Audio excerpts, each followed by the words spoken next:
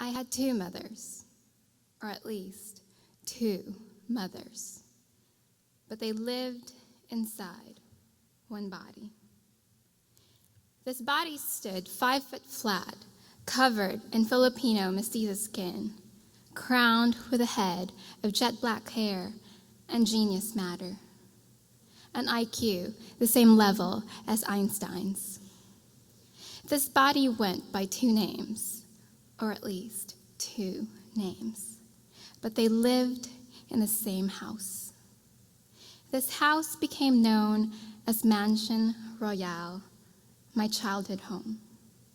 10 bedrooms, a great lawn, 3 secret gardens, a ballroom, a breakfast room, a formal dining room, and a basement for a closet, which housed my many mothers, many costumes. A house which provided enough room for my many mothers' multiple identities.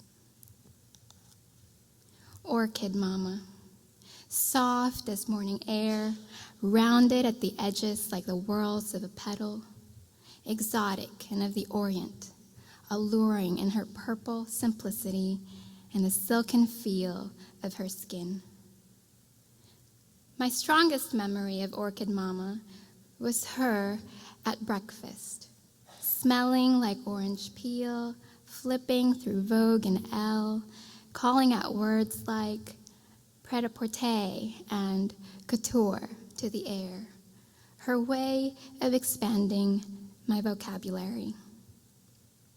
Orchid Mama stroked my hair and let me sit on her lap, and on really good mornings, complimented me.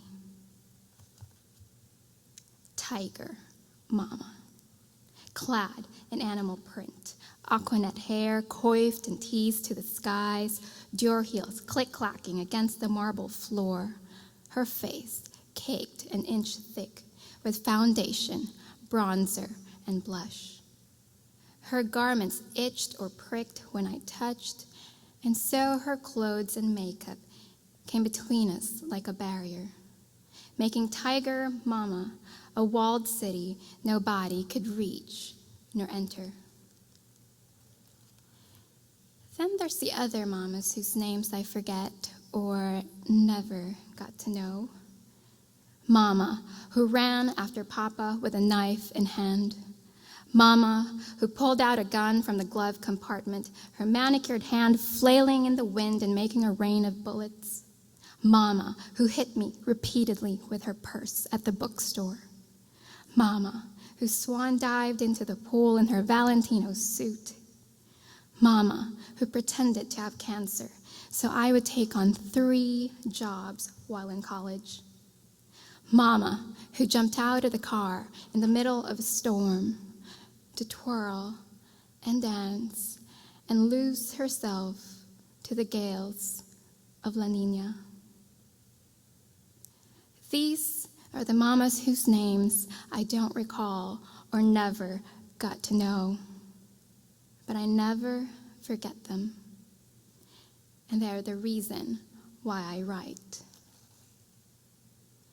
The 2 mamas, or at least 2 mamas, have 2 children, or at least 2 children. We can never be sure. Sometimes one of the mamas would talk about a little girl named Mara and a little boy whom she referred to as the one with the pretty nose. But these 2 children we are certain of are my brother, Allie, and me. Allie and I were okay, or at least we are now. When you have 2, or at least 2 mamas living in one body, you survive your childhood and enter into your adulthood in one of 2 ways: free fall, or not fall at all. Allie thought, things are already broken, I will keep breaking them. And I thought, things are already broken, I will never let myself or my world break again. Ali self-medicated with drugs, common and uncommon, that by 25, he'd have overdosed 3 times. I self-medicated with perfection. I got straight A's until that one damn day in journalism school. I starved to look thin, dressed to more than impress, made art, made friends, made the most of everything. And I even went to church. But not to be saved by Jesus, but with the mentality that I, in fact, could save him and his people. One day, I actually prayed, "Good God, I'm tired. Help me." And what happened?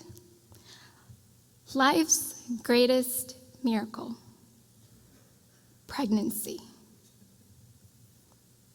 But I did not want a baby, and neither did my husband of 6 months. I did not want the responsibility of caring for a child, for her innocence, for her life. I did not want the possibility of breaking my own daughter the way my mother, or my many mothers, broke me. I prayed again. "God, why?" And he answered, "Trust me. I'm easy and kind. I know what I'm doing." And so I gained a total of 40 pounds while pregnant, the greatest weight change, losing or gaining, I have ever had. Getting fat was my introduction to falling apart. And that's not necessarily a bad thing. You see, pregnancy depends on gradual growth and on honoring how you and your baby do and feel for the day. There is very little control available to the pregnant woman and her expanding body. And when there is little control, there is much grace.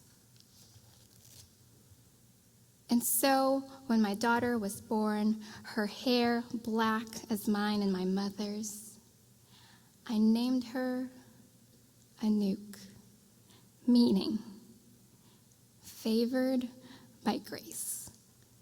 Because when you've been raised by 2 mothers, or at least 2 mothers, the day-to-day will mostly be messy.